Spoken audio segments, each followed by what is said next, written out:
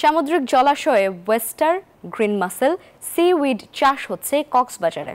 খুরুশকুলের রাস্তার পাড়া, বাঁকখালী নদী ও মহেশখালী চ্যানেলের নোনা জলাশয়ে এসব চাষ হচ্ছে।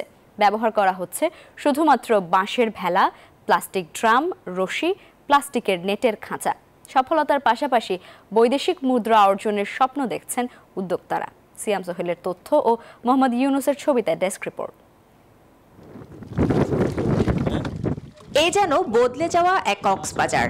বিজ্ঞানের প্রযুক্তির এই যুগে কক্সবাজারকে ঘিরে তৈরি হয়েছে নানা উদ্ভাবন ও সম্ভাবনা। এবার সামুদ্রিক জলাশয়ে ওয়েস্টার, গ্রিন মাসেল, সিউইড চাষ হচ্ছে কক্সবাজারে।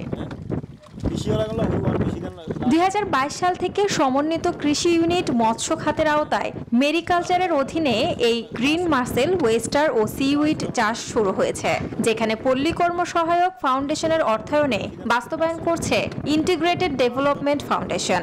এই চাষের মাধ্যমে খুরুশকুলের অনেক বেকার যুবক ও নারীর তৈরি হয়েছে কর্মসংস্থান। কক্সবাজারের তৈরি হওয়া নানা সম্ভাবনার এটি একটি উজ্জ্বল কর্মসংস্থান, যা অল্প পুঁজিতে লাভটা অনেক বেশি। তবে এই কাজে অংশগ্রহণের আগে নিতে হয় চাষের উপর প্রশিক্ষণের মাধ্যমে দক্ষতা, অভিজ্ঞতা। সঠিক প্যাড আর সঠিক তথ্য দিয়ে এসব সামলে নিব এক হয়ে। Mona Lisa sanitary napkin. 8 মাস সময় লাগে। 8 মাস পরে আমরা বিক্রি করি। মাজা বিক্রি করলে আপনার 450 টাকা, আর পিস হিসাবে যদি বিক্রি করেন আপনার 660 টাকা পড়ে। আমাদেরকে প্রথমে দিছে এই টাঙ্কি বাঁশ দিয়ে আমাদের ট্রেনিং করাইছে, মানে শিখাইছে। আর 3 দিয়ে লই যাগো বাজারে তো দিই, বান্দরবন, কাকড়াছড়ি, কক্সবাজার, বারমুন মার্কেটে তো বেচা কিনা হয়।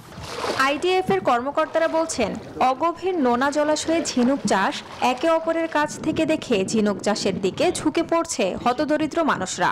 শুধুমাত্র বাঁশের ভেলা, প্লাস্টিক ড্রাম, রশি এবং প্লাস্টিকের নেটের খাঁচা দিয়ে নানা প্রক্রিয়ার মাধ্যমে 6 থেকে 8 মাসের মধ্যে তৈরি হয় এসব শামুক ও শৈবাল, যা এসব প্রযুক্তি ব্যবহারে উদ্যোক্তা ও চাষিরা সফলতার মুখ দেখছে বলে মনে করছেন এই কর্মকর্তা।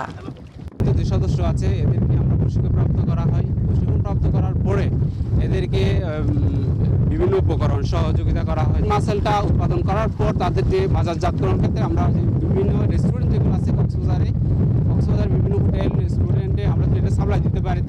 নতুন এই সম্ভাবনার মাধ্যমে দেশের সুনীল অর্থনীতিতে বড় অবদান রাখবে বলে মনে করছে সংশ্লিষ্টরা। Desk report, news 24।